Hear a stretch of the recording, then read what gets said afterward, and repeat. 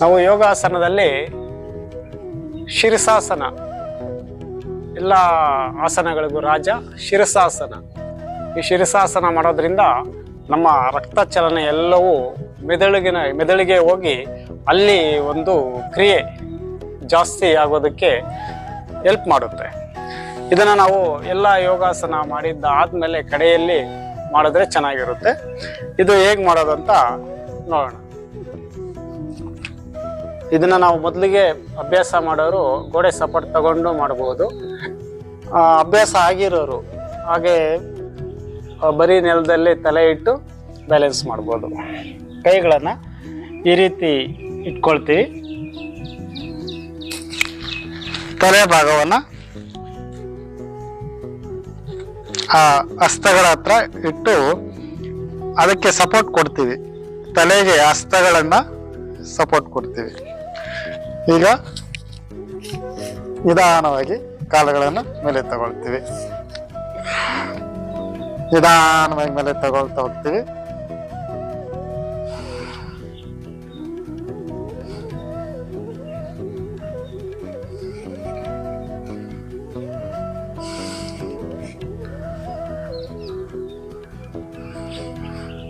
ಎಷ್ಟೊತ್ತಾಗುತ್ತೋ ಅಷ್ಟೊತ್ತು ನೇರವಾಗಿ ಹಾಗೆ ಕಾಲುಗಳನ್ನು ಇಳಿಸ್ಕೊಂಡಿರ್ತೀವಿ. ನಾವು ಕಾಲುಗಳನ್ನು ಆ ಕಡೆ ಈ ಕಡೆ ಎಲ್ಲ ಬ್ಯಾಲೆನ್ಸ್ ಮಾಡ್ಬೋದು.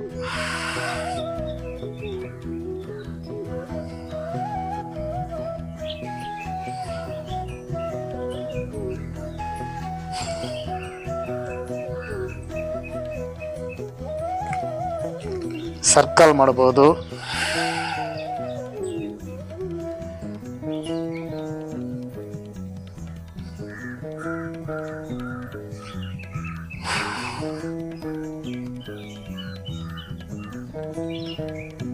ನಿಧಾನವಾಗಿ ಕಾಲುಗಳನ್ನು ಅಗಲ ಮಾಡಬಹುದು.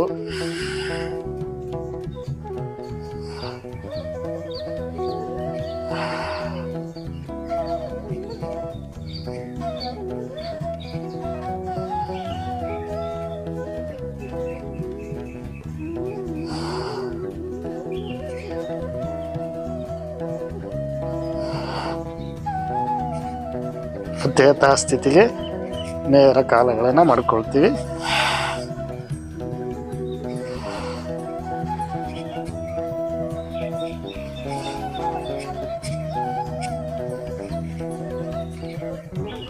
ನಿಧಾನವಾಗಿ ವಾಪಸ್ ಬರ್ತೀವಿ.